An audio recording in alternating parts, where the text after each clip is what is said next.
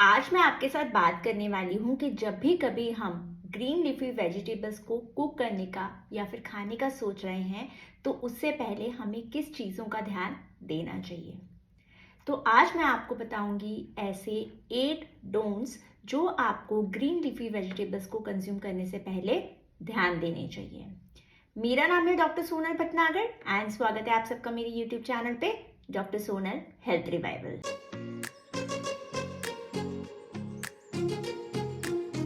तो चलिए डिटेल में बात करते हैं हम ऐसे ही डोंट्स के बारे में।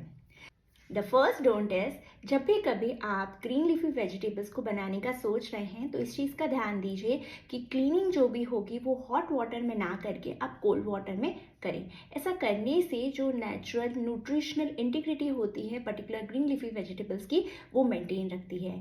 साथ ही साथ जो कोल्ड वाटर होता है वो फ्रेश करके रखता है आपके ग्रीन लीफी वेजिटेबल्स को। इसलिए एडवाइस किया जाता है इंस्टेड ऑफ हॉट वाटर और फॉर द कोल्ड वाटर।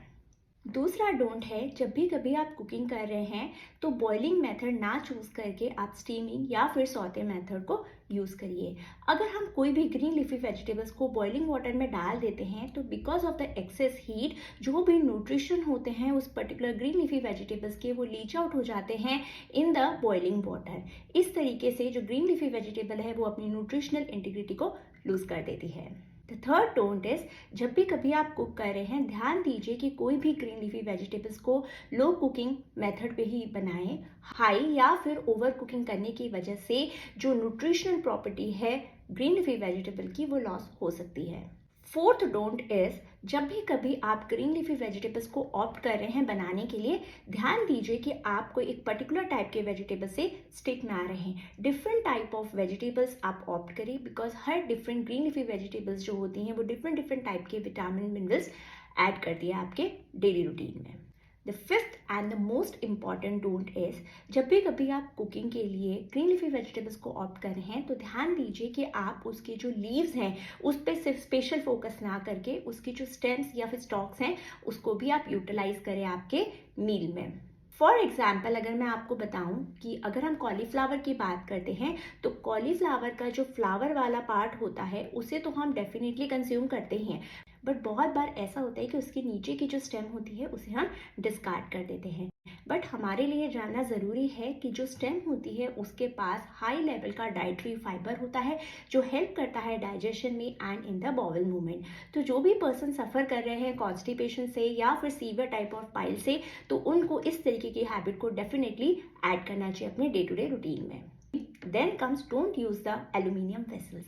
जी हाँ, आप कोई भी acidic type of green leafy vegetables को ऑप्ट कर रहे हैं तो ध्यान दीजिए कि उसको आप एल्यूमिनियम टाइप ऑफ वेसल्स में ना बनाएं क्योंकि अगर आप एल्यूमिनियम वेसल्स में बनाते ऐसा करने से जो एल्यूमिनियम होता है वो लीच आउट होता है आपके वेजिटेबल्स में जो हानिकारक हो सकता है।